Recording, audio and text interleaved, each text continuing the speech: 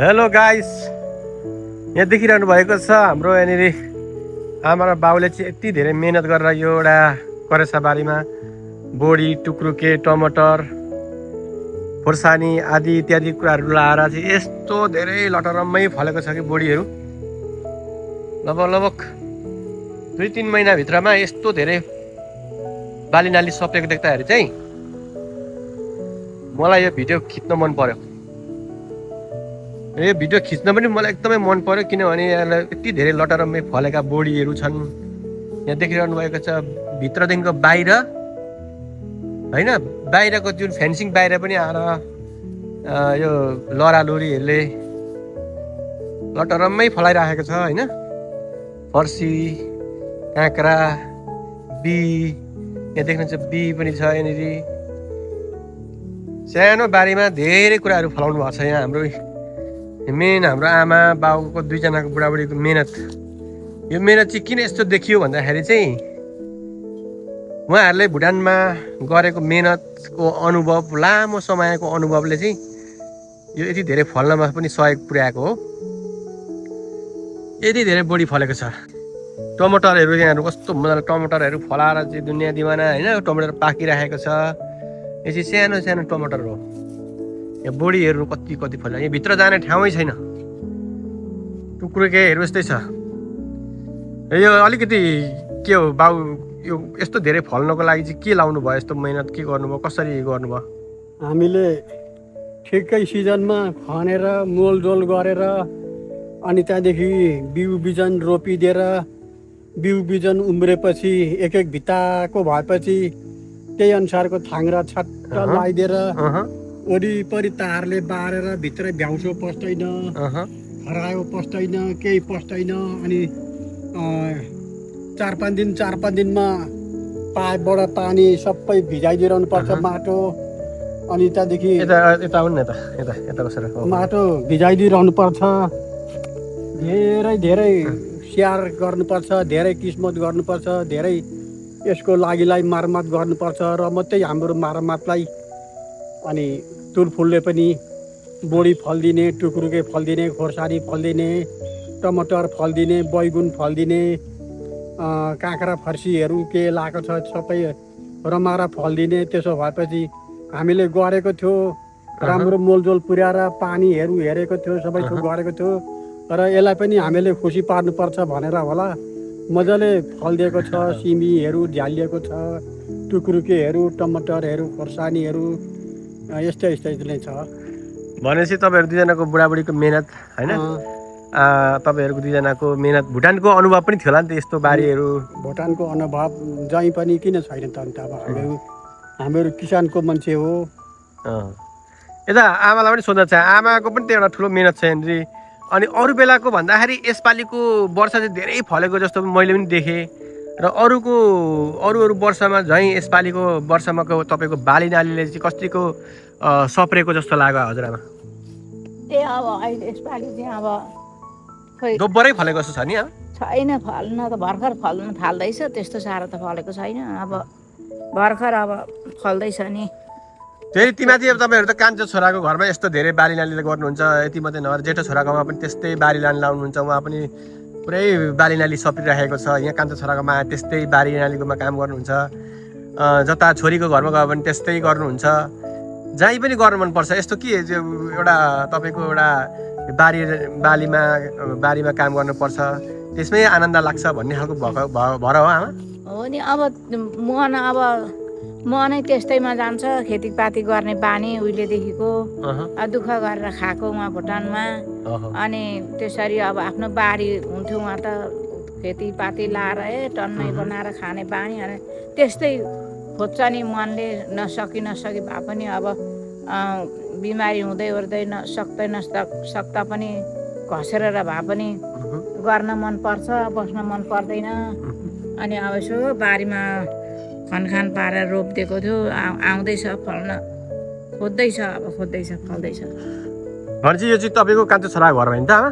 मेरो कान्छो छोराको घरमा। अब कान्छो छोराको पनि बाली नालीमा तपाईँले टम्मै गरिदिनु भयो। अब छोराछोरीहरूले पनि मजाले खान्छन्, बस्छन्, इन्जोय गर्छन् होइन? सबै छोराछोरीहरूलाई यसो सिजनको बेलामा सबैले खाँदाखेरि नानीहरूले खान्छन्, हो नि। आफ्ना आफन्तहरू यसो पाहुना पात आउँदा खान पाउँछन् भनेर अनि गरिदिएको नि हो खेतीपाती। कस्तो छ हजुरआमा यो कस्तो छ यो अहिले त एग्रोनतिर आएमा त धेरै बालीनाली सप्राउँछौँ गरेर फलाउनुहुन्छ, बालीनाली सप्रेको देख्दाखेरि घरमा मात्रै खानुहुन्छ अनि कति ठाउँमा त लगेर यसो एक दुई पैसाको लागि बा बेच्नु पनि हुन्छ कि कस्तो के छ यसमा? होइन बेच्नु पुग्दैन, मेरो त ऊ खानै चाहिन्छ केटाकेटी धेरै छोराछोरी छन् होइन? धेरै छन् नानीहरू नाति नातिना छरछिमेकीलाई आफ्नो आफन्तलाई नि बाँड्नु पर्यो। पाउँछन् यसो छरछिमेकीहरूलाई धेरै भयो भने एक सा दिनु पनि पर्छ। ओहो अनि कहाँको त बेच्न हो, बेचेर के गरे त्यति बेचेर यहाँ खान पाउँदैनन् छोराछोरीले, छोराछोरीको मुखको लाँदै बेच्दै गर्नुभयो। किन्नु परेन, घरकै बारीको साग सब्जी अर्ग्यानिक सब्जी खायो भने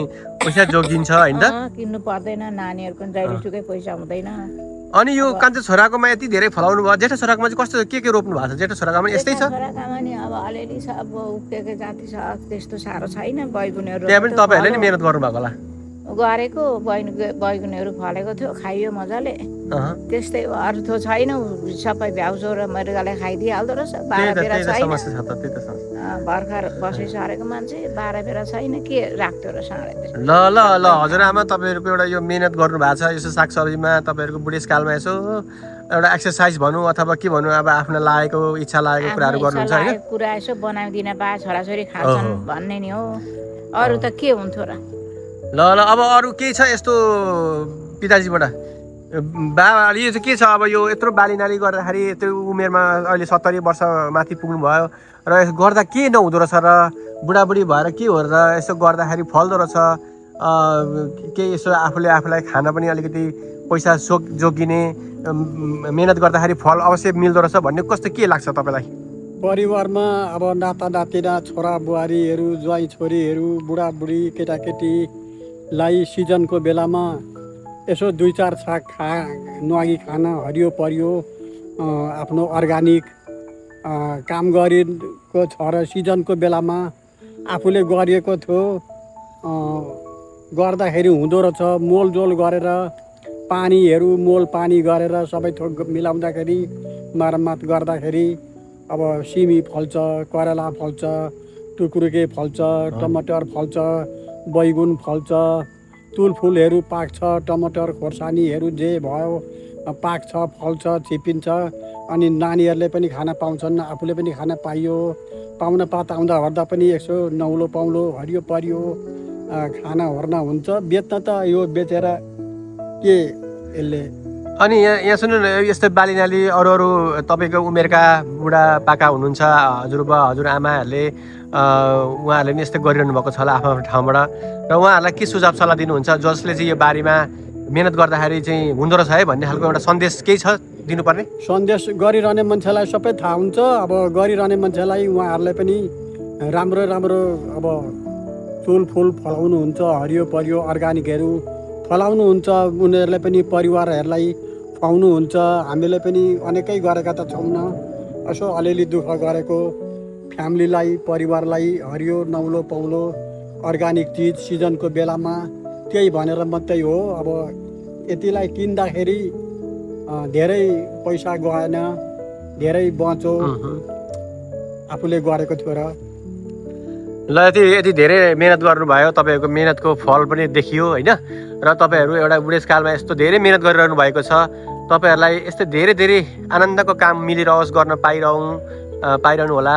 तपाईँहरूलाई शीघ्र स्वास्थ्यको कामना र उत्तर प्रगतिको पनि कामना हामी गर्दछौँ। तपाईँहरू यसमै खुसी हुनुहुन्छ, सन्तुष्टि हुनुहुन्छ, यसैमा रमाउनु होला। तपाईँहरूले भुटानमा नेपालमा गर्दै आउनुभयो, अनि अमेरिका जस्तो ठाउँमा पनि आएर तपाईँहरूले यही कुरालाई जानेको कुरालाई तपाईँहरूले व्यवहारमा उतारिरहनु भएको छ। तपाईँहरू दुईजनालाई आमा बुवा दुईजनालाई पनि म यो भिडियो बनाउँदै गर्दाखेरि मलाई पनि यति धेरै यो उमेरसम्ममा पनि दुःख गरेको देख्दाखेरि हामीले पनि तपाईँहरूकोबाट केही कुरा सिक्न पायौँ र यसरी गर्दाखेरि राम्रो हुँदो रहेछ भन्ने कुरो पनि मैले एउटा एकदमै अहिले मैले फिल गरेँ। र तपाईँहरूको कडा मेहनतको फल मिलिरहेको छ।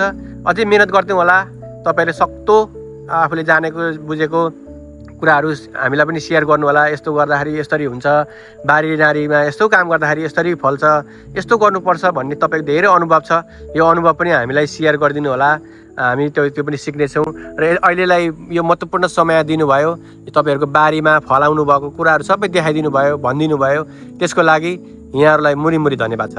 हजुरलाई पनि हाम्रो कोठेबारमा आएर अर्ग्यानिक हरियो परियो टमाटर खोर्सानी बैगुन काँक्रा फर्सीहरू फलेको टुक्रुके फलेको आएर भेट्यो गरिदिनु भयो, बोलिदिनु भयो, देखिदिनु भयो, हामीलाई हौसला दिनुभयो, धेरै धेरै हामीलाई हौसला दिनुभयो, उच्च मनोबल बढाइदिनु भयो। धेरै धेरै हजुरलाई पनि धन्यवाद छ। आगामी दिनमा पनि हामीहरू बाँची भर्ती गयौँ भनेदेखि यसरी नै अलिकति किस्मत गर्ने ठाउँ सानो ठाउँ भए पनि त्यतिखेर पनि हजुरहरू हाम्रो कोठेबारमा आएर भेट्यो गरेर लाभ गरेर हौसला प्रदान गरिदिनु भयो भनेदेखि हजुरलाई पनि धेरै धेरै धन्यवाद, हामीलाई पनि धन्यवाद दिइरहनु भएको छ। धन्यवाद छ हजुरलाई। ल ल ल बिदा ल है त, नमस्ते। ल ल thank you so much, thank you.